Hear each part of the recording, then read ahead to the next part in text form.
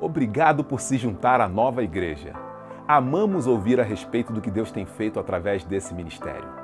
Conte-nos sua história mandando um e-mail para contato@novaig.com.br. Se você deseja contribuir financeiramente com esse trabalho, para que possamos alcançar mais e mais vidas, faça uma doação em novaig.com.br/doe.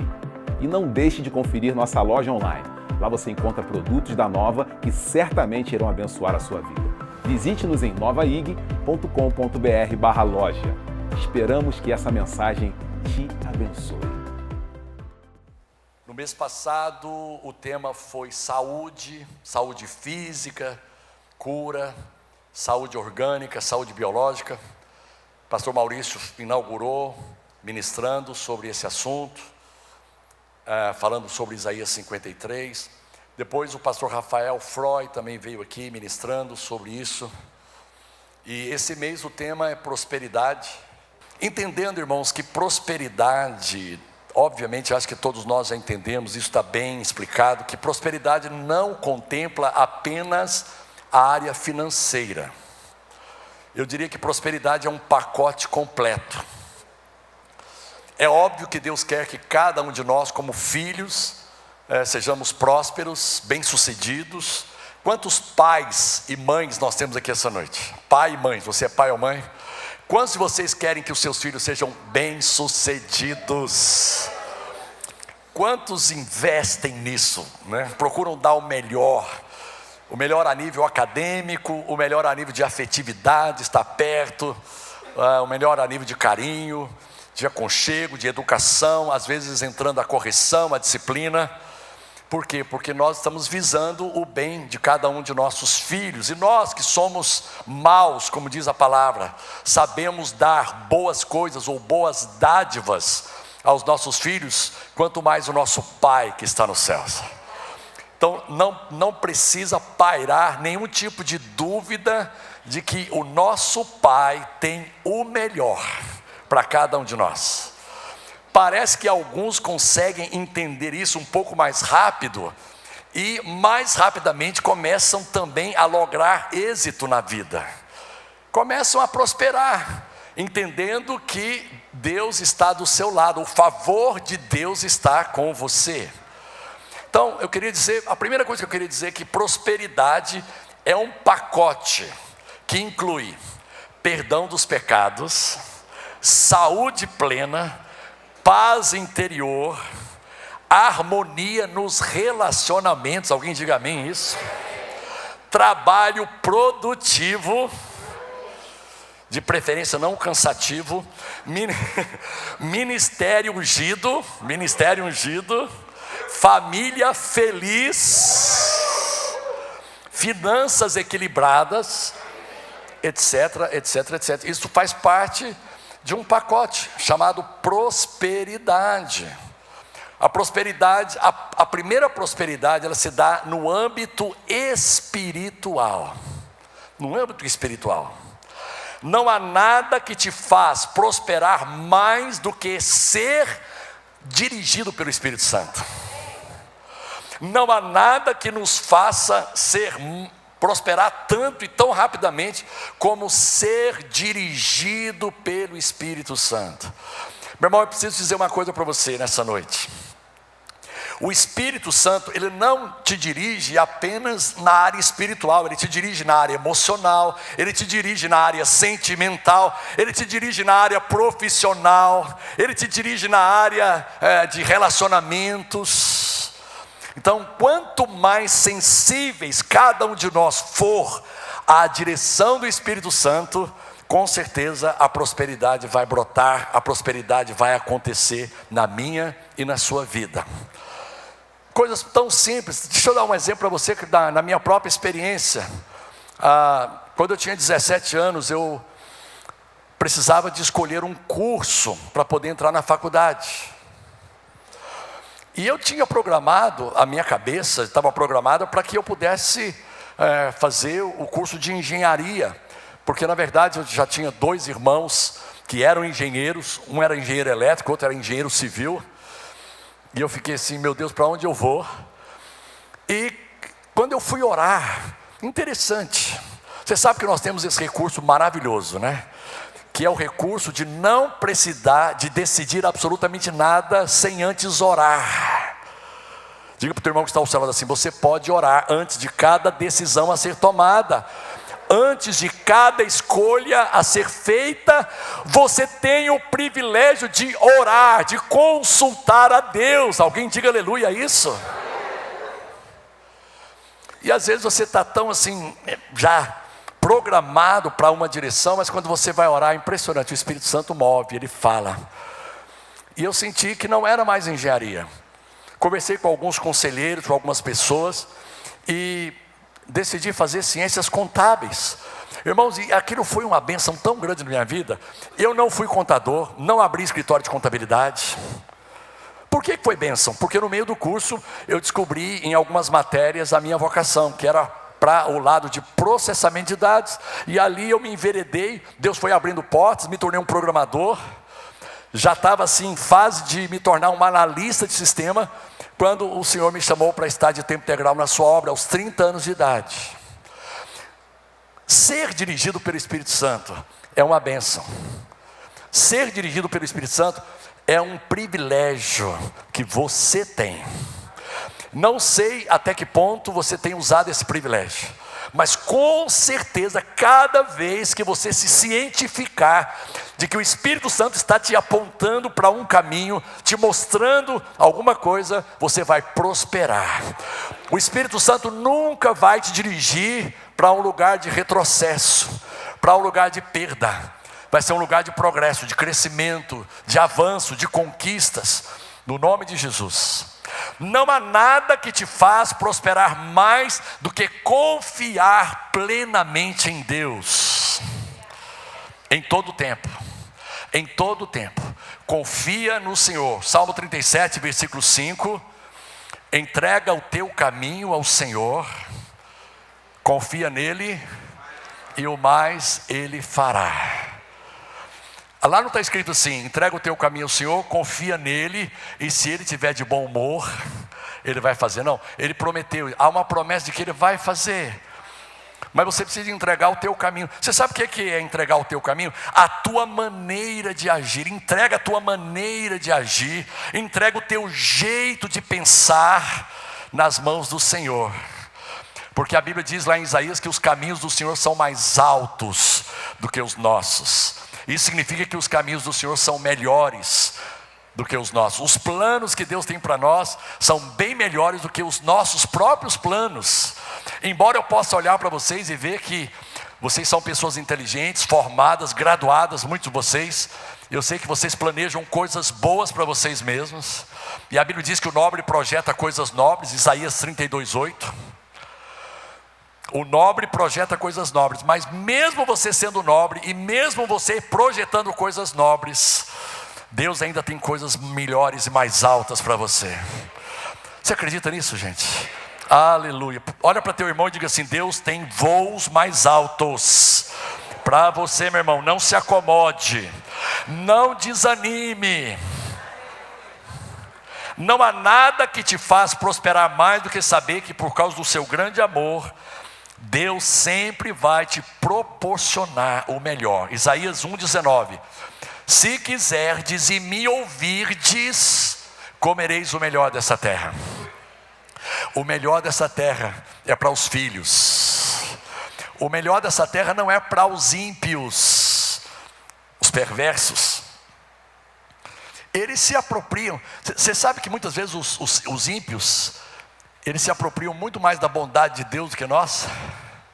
Porque a Bíblia diz que Deus faz vir o sol sobre os justos e os injustos, faz vir a chuva sobre os bons e os maus. De alguma maneira as pessoas entendem que existe uma bondade superior, existe um ser superior que está do lado delas, que conspira a favor delas. Isso é misericórdia de Deus, é graça de Deus. O Pai ama a todos. A Bíblia não diz assim: porque Deus amou a igreja de tal maneira, porque Deus amou o mundo. Deus amou o mundo. Deus ama as pessoas. E Deus quer que todos sejam prósperos, abençoados, bem-sucedidos, felizes. É óbvio que nós entendemos que a nossa prosperidade, ela começa no âmbito espiritual. E neotestamentariamente falando, a nossa experiência começa com um novo nascimento. A nossa prosperidade, a nossa felicidade, o nosso sucesso, não é o que eu tenho ou o que eu faço, mas é quem eu tenho. Deixa eu ler um texto para você aqui. Que é do livro do pastor Joseph Prince, um livro chamado Favor Imerecido. Alguém já leu? Favor Imerecido. Quantos não leram esse livro? Tarefa de casa, tá? Passa ali no Ronaldo, compra lá, Favor Imerecido. Joseph Prince, é um livro com a capa vermelha, e tem a foto dele, tem ele lá na capa. Ele está falando de prosperidade, ele está falando de sucesso. Sucesso. A definição de Deus, olha o que ele fala, a definição de Deus para o sucesso é contrária à definição do mundo. As grandes corporações dos Estados Unidos medem o sucesso a partir do que você fez, realizou e acumulou. Esse sistema se baseia totalmente em você concentrar todo o seu tempo, energia e recursos em merecer títulos e colecionar realizações. Agora, nós temos testemunhado como esse acúmulo autoindulgente levou à crise das instituições de crédito, ao declínio dos bancos de investimentos e a um desastre financeiro internacional generalizado. Amigo, quero incentivá-lo a começar a ver que o modelo de sucesso do mundo é instável e está construído sobre um alicerce abalável. Ele pode ter aparência exterior de boa vida, mas é temporal, e todos nós já vimos como a riqueza transitória do mundo pode se dissipar como fumaça e facilmente escorrer pelos dedos como as movediças areias do deserto. Em Gênesis 39:2 fica claro que o sucesso não é o que você tem, mas quem você tem. José literalmente não tinha nada no sentido material, mas ao mesmo tempo tinha tudo, porque o Senhor estava com ele. As coisas materiais que você acumulou ou está desesperadamente tentando acumular não fazem de você um sucesso. É a presença do Senhor em sua vida que faz você ser um sucesso. É quem está com você. Se Deus é por nós, quem será contra nós? Gênesis 39, 1 e 2 está escrito assim: José foi levado ao Egito, e Potifar, oficial de Faraó, capitão da guarda, homem egípcio, comprou da mão dos ismaelitas que o tinham levado lá. E o Senhor estava com ele, e o Senhor estava com José, e foi homem próspero, e estava na casa de seu senhor egípcio. Interessante que a prosperidade, nesse caso, a prosperidade de José, não significou exatamente o final do caminho dele. Nós sabemos que depois da casa de Potifar, ainda teve tantos problemas, ele acabou sendo preso, e mesmo ali na prisão a Bíblia diz que ele teve sucesso, ele teve prosperidade, até que chegou ao topo. Meu irmão, você vai estar experimentando prosperidade em doses gradativas, até que você chegue ao lugar que Deus tem preparado para você. Às vezes parece que houve um retrocesso, como no caso de José. Parece que ele deu uma retrocedida, estava lá na casa de Potifar, um oficial de Faraó, e de repente foi lá para a cadeia, mas mesmo ali Deus esteve trabalhando. Sabe de uma coisa que é o meu sentimento profético essa noite? Deus está trabalhando em muitos de vocês, para realmente exaltar e honrar você e colocar você num lugar muito alto. Talvez alguns estejam passando por situações que você não está entendendo, por isso é muito importante essa confiança absoluta, essa confiança inegociável em Deus, de que Ele está no controle. Como o Joãozinho cantou aqui, né, a música do Joãozinho, minha vida está em tuas mãos, no controle de tudo tu estás. Teu amor não falhará. Deus está preparando você para coisas altas. Tribulação na Bíblia é sinônimo de promoção. Os 3 amigos de Daniel, Sadraque, Mesaque e Abdinego, foram lançados na fornalha. O fogo fala de provação, tempo de provação. E eles foram fiéis a Deus. Eles confiaram em Deus. Diga para a pessoa que está ao seu lado assim: você pode não estar entendendo o que você está passando agora, mas confia, porque Deus está com você na fornalha. Deus está com você nessa fornalha. E mais, essa fornalha não vai ter nenhum poder negativo contra a sua vida. Aplauda o Senhor.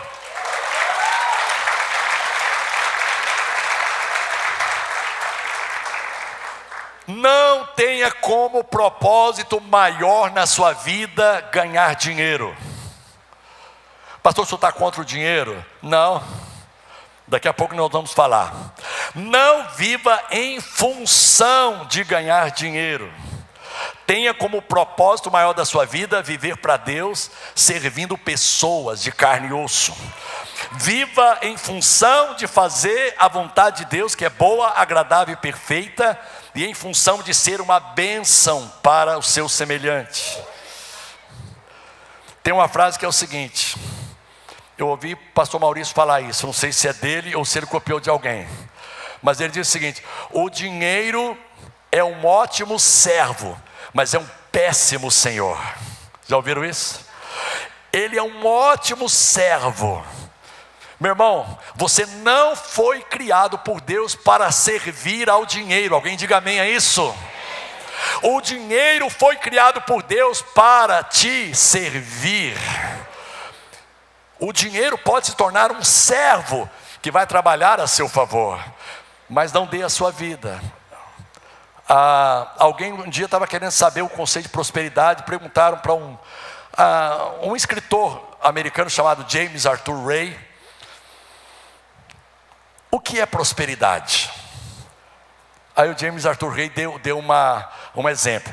Falou: olha, um homem acabou de comprar agora a Mercedes-Benz do sonho dele. E ele tem uma casa que é um verdadeiro palácio.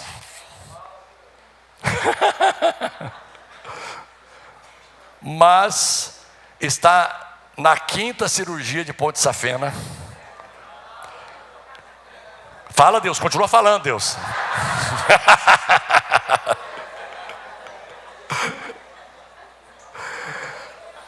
Tá, e já está no 3º casamento, arrebentado. O que aconteceu com aquele homem? Cara, ele trabalhou tanto, sabe, ele se desgastou tanto em trabalhar, em acumular riqueza, em ter dinheiro, comprou a casa dos sonhos, ele comprou o carro dos sonhos, mas ele não cuidou da sua saúde. Quando você desliga, quando você desleixa do cuidado da sua saúde, isso não é prosperidade. Acho que Buda diz o seguinte, Buda disse uma frase: eu não entendo os homens, eles trabalham tanto, eles ficam a vida inteira trabalhando para ganhar dinheiro, e no final da vida gastam dinheiro para se sustentar, para não morrer. Então fica dizendo, por que ganharam? A frase não é bem essa, né? Mas é por aí. O homem fica o tempo todo, a vida inteira, para ganhar dinheiro. E quando ganha dinheiro, no final, ele gasta para poder manter-se vivo. Por que não viver o dia a dia? Basta cada dia o seu mal, disse Jesus.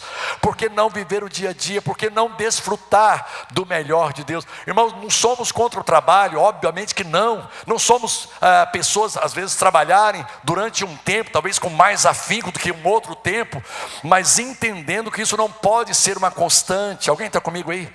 Isso não pode fazer de você o escravo do trabalho. O workaholic, como é que chama aquela... Alcoholic. Workaholic.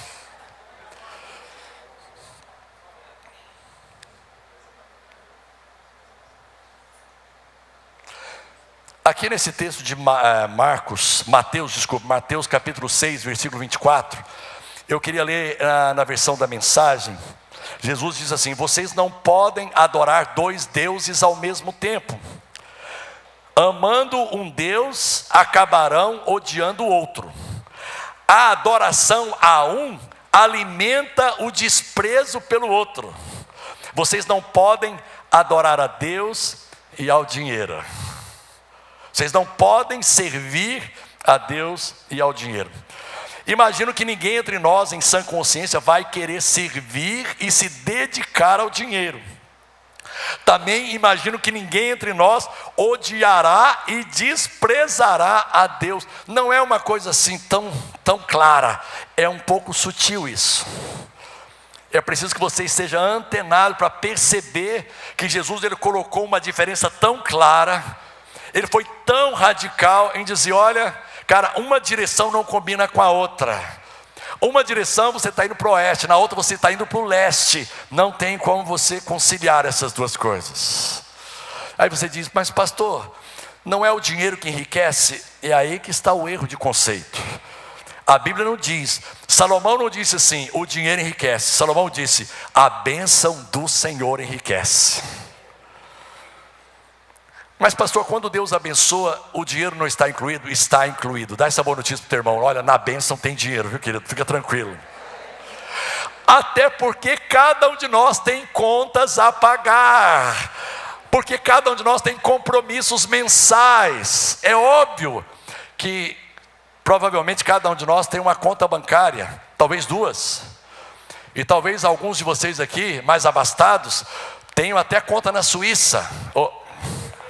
Não, nada a ver com a corrupção. Naturalmente, dinheiro honesto. Você abriu uma conta lá, um negócio que você fez. Nós não temos nada contra você ter uma conta na Suíça, desde que seja com dinheiro honesto, dinheiro lícito, dinheiro abençoado. Quantos entendem que tem dinheiro abençoado?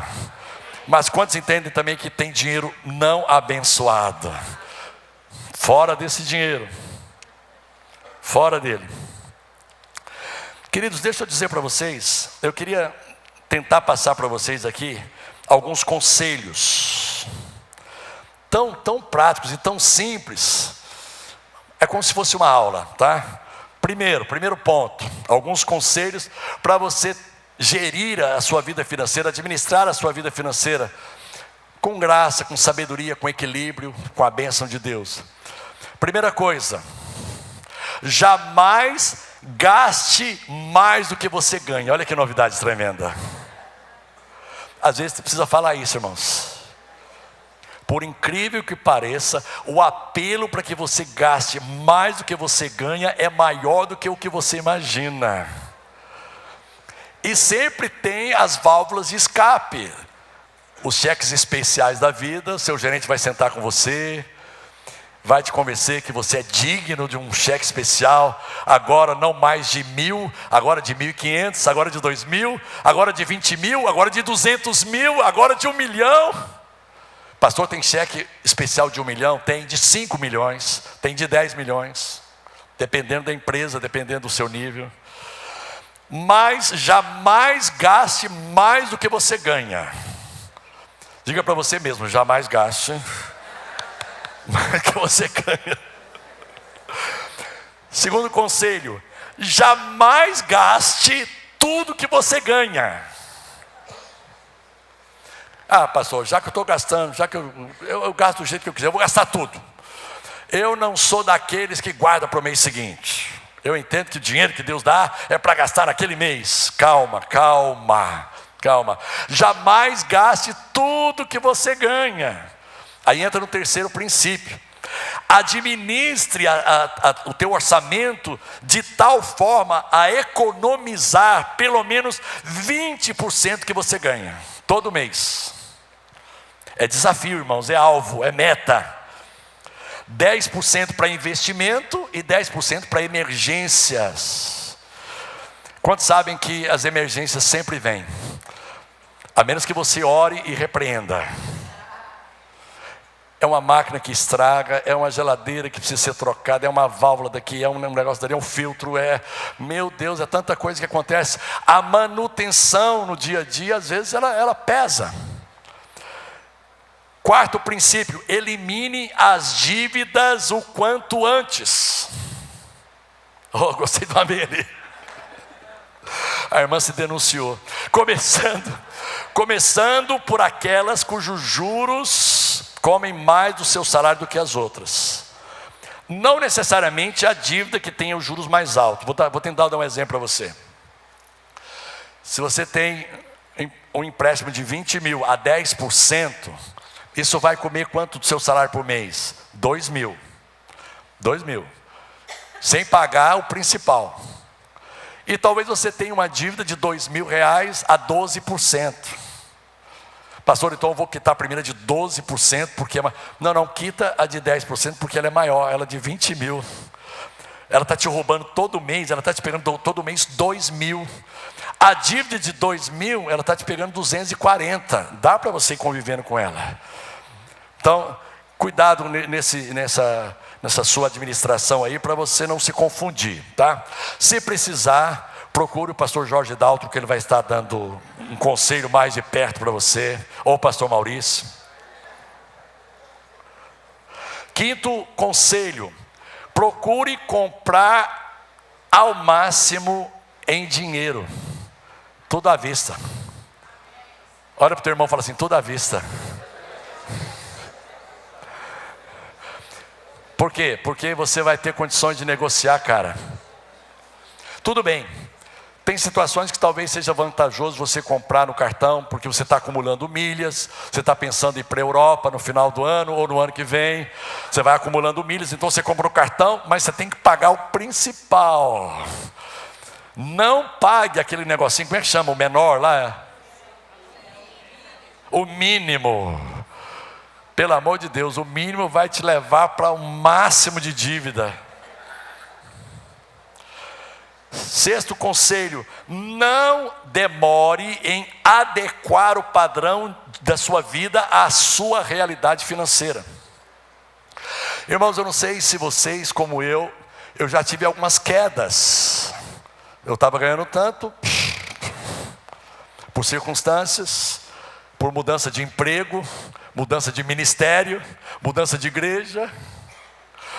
Eu tenho um testemunho muito interessante. Quando eu saí da antiga igreja onde eu servia, do antigo ministério, eu recebi muita proposta financeira, para trabalhar em outras igrejas. Eu falei, meu Deus, que isso, eu não sabia que funcionava desse jeito.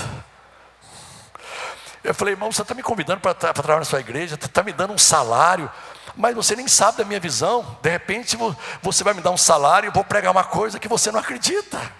Não, a gente conhece você e tal. Então, o mais importante não é a visão. Eu recebi algumas propostas, mas eu estava vindo para aqui, conversando, e a proposta do pastor Maurício foi a melhor de todas. Foi a melhor. Falou, Bené, vem para cá e a gente vai pagar para você nenhum salário durante 2 anos.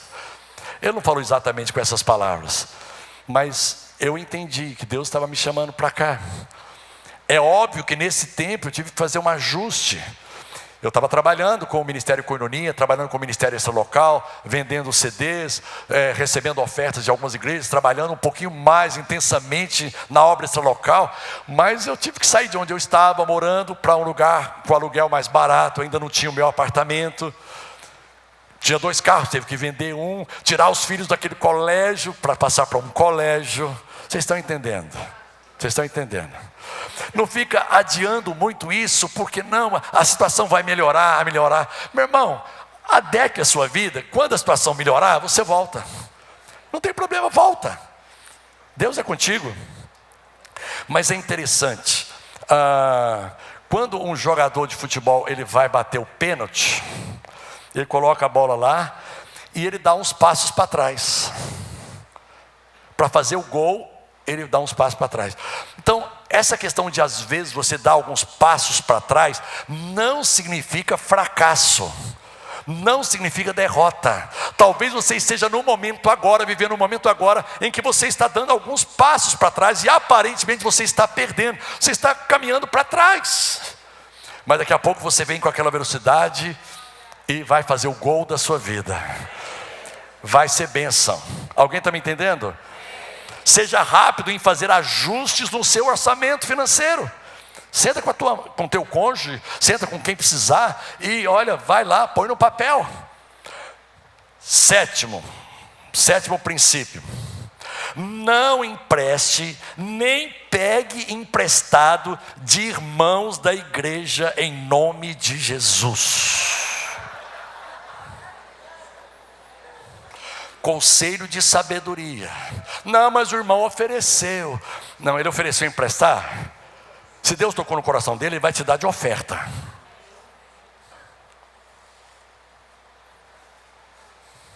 Não peça emprestado. Não pede. Quase sempre essa atitude faz mais mal do que bem. E tem um potencial enorme para afastar os melhores amigos. Alguém está me entendendo aí, gente? Eu estou falando de experiência, viu, gente? 8º conselho, são 10, tá? Estamos chegando lá. 8º conselho: evite desperdícios. Amém? Eu não ouvi nenhum amém aqui. Controle bem os seus gastos. Olha para o irmão que está ao seu lado, você não sabe de nada das finanças dele, mas dá uma palavra profética para ele assim: irmão, assim diz o Senhor, controle os seus gastos. Assim diz o Senhor, controle os seus gastos, evite desperdícios, reveja sempre as prioridades. Assinar a NET é muito bom, mas talvez não seja prioridade. Assinar o Premier para ver todos os jogos do Campeonato Brasileiro Série A e Série B é maravilhoso, mas talvez não seja prioridade. Se tem dinheiro para tudo isso, irmão, Deus abençoe. No final da reunião, impõe a mão sobre nós, para que a gente possa receber essa unção. 8º conselho: evite desperdícios. Não foi isso que Jesus fez lá quando se multiplicou os pães? Recolha tudo que sobrou, para que nada se perca. Nada se perca. 9º conselho: peça sempre sabedoria divina para administrar as suas finanças. E vou dar um conselho prático. Além dessa oração pedindo sabedoria, procure estar perto de pessoas que te inspirem nessa área. Pessoas que você sabe que é bem sucedida, que sabe administrar bem. Vai lá, cola nela, tá? Faz amizade com essas pessoas, que ela vai te dar conselho de graça. Ou senão vai procurar um consultor, né? Vai procurar alguém que possa estar te ajudando.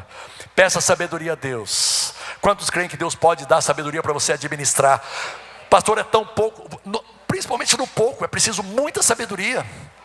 No pouco precisa de sabedoria, no médio precisa, no muito precisa. Meu irmão, nós nunca podemos prescindir, alguém diga amém, da sabedoria de Deus. Se alguém tem falta de sabedoria, peça a Deus, que a todos dá liberalmente. E o 10º conselho: seja generoso em investir no reino de Deus. Seja excelente, seja qualitativo. Alguém já disse que o que impressionou a Jesus na oferta da viúva pobre não foi o quanto ela deu, mas com o quanto ela ficou.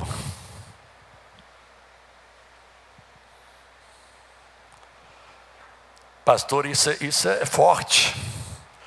Com certeza todos nós sabemos que muitos deram grandes quantias. Muitos ricos estavam ali naquele contexto que Jesus colocou ali, que foi a experiência de Jesus. Ele estava ali diante do gasofilácio, no tabernáculo, no templo. Com certeza todos nós sabemos que muitos deram grandes quantias, mas segundo Jesus, deram do que lhes sobrava. ou do que não lhes fazia falta. A viúva deu do que ia lhe fazer falta. Não é que aquelas 2 moedas era tudo que ela tinha no mês. Naquele momento era o que ela tinha. Ela deu tudo que tinha. Pode ser que ela tinha um salário que ela ia receber no mês seguinte. Eu não sei. Jesus sentou-se perto da caixa de ofertas. Deixa eu ler aqui para você, a gente já vai terminar. Assentado atrás de um gasofilácio, ele observava o povo depositar dinheiro na hora da coleta. Os ricos faziam ofertas vultosas. Mas uma viúva pobre aproximou-se e ofertou 2 pequenas moedas, uns míseros centavos. Jesus chamou os discípulos em particular e comentou: a verdade é que essa viúva pobre deu uma oferta maior do que a dos demais.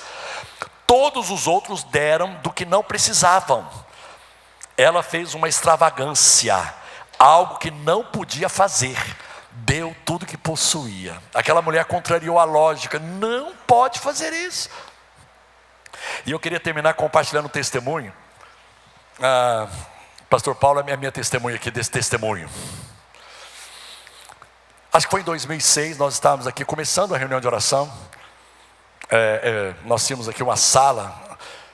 Esse lugar o templo aqui era bem menor. E a gente tinha sala, gabinete pastoral, o berçário, sala para criança, tudo ali no fundo. Tinha banheiros, era tudo aqui resumido a esse prédio. E eu me lembro que nesse dia que eu que eu estava nessa reunião de oração, eu lembro do pastor Paulo, eu lembro do Zanini, eu lembro do Roque, eu lembro do Wilson e mais 2 pessoas. Eu tinha R$110, era tudo que eu tinha nessa época, tudo que eu tinha no banco, tudo, estava zerado, eu tinha R$110 no meu bolso, e só a conta de luz era 130. Irmãos, eu orando ali, né, e procurando entrar no espírito da oração, orando por outros, e realmente estava conseguindo, estava intercedendo, orando, me despreocupei, mas houve um momento que o Espírito Santo tocou no meu coração, e eu ouvi uma voz que dizia o seguinte: Bené, o que você tem de dinheiro é suficiente para você pagar suas contas, que vão vencer hoje e amanhã? Eu falei: Senhor, tu sabes que não. Então por que você não pega o teu insuficiente e investe no meu reino? E o Deus que é mais do que suficiente vai entrar no circuito. Eu entendi que Deus queria que eu ofertasse. Eu peguei e falei assim: cara, nós temos aqui o pastor Paulo, né? Pastor, está mais graduado, vou dar R$50 para ele de oferta. 20 para os 2 diáconos, que eram o Zanini, eu acho que era o Wilson, ou o Roque, sei lá. E 10 para os outros 2 irmãos. 50, 20, 70, mais 20, 90, mais 10, 100, mais 10, 110. Eu falei: irmãos, me desculpe eu fazer isso, eu estou obedecendo ao Espírito Santo. Isso não vai fazer diferença nenhuma na vida de vocês, mas vai fazer toda a diferença na minha vida. Não vai fazer diferença nenhuma. E eu sei que não fazia mesmo diferença na vida de nenhum deles. Mas cara, eu agi em fé. E naquele mesmo dia, se me permita compartilhar, o pastor Paulo veio e colocou um cheque. À noite, ele veio e já colocou um cheque, né? Ele tanto não precisava dos 50, que ele me trouxe 6 vezes mais. R$300. E a igreja naquele dia me deu uma oferta. Eu não era assalariado, a igreja me deu uma oferta, se não me engano, de R$500. E direitos autorais meus que estavam retidos começaram a ser liberados de um dia para o outro. Irmãos, eu sei que no outro dia, você acredite ou não, eu não estou dizendo isso para te impressionar, acredite ou não, eu tinha R$4.000 da minha conta.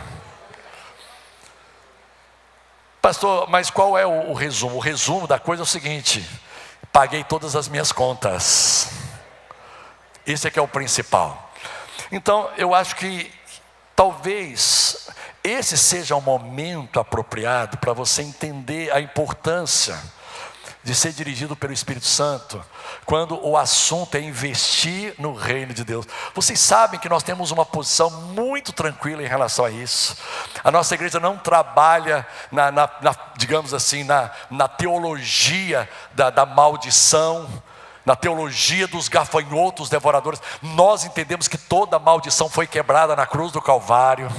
Não existe nenhuma obrigatoriedade, não existe nenhum tipo de coerção para que você possa dar. Mas nós entendemos que investir no reino de Deus, investir na igreja, investir em pessoas, investir naquilo que talvez vai nos custar, vai nos tirar da zona de conforto, vai fazer com que a nossa colheita seja abençoada, muito abençoada.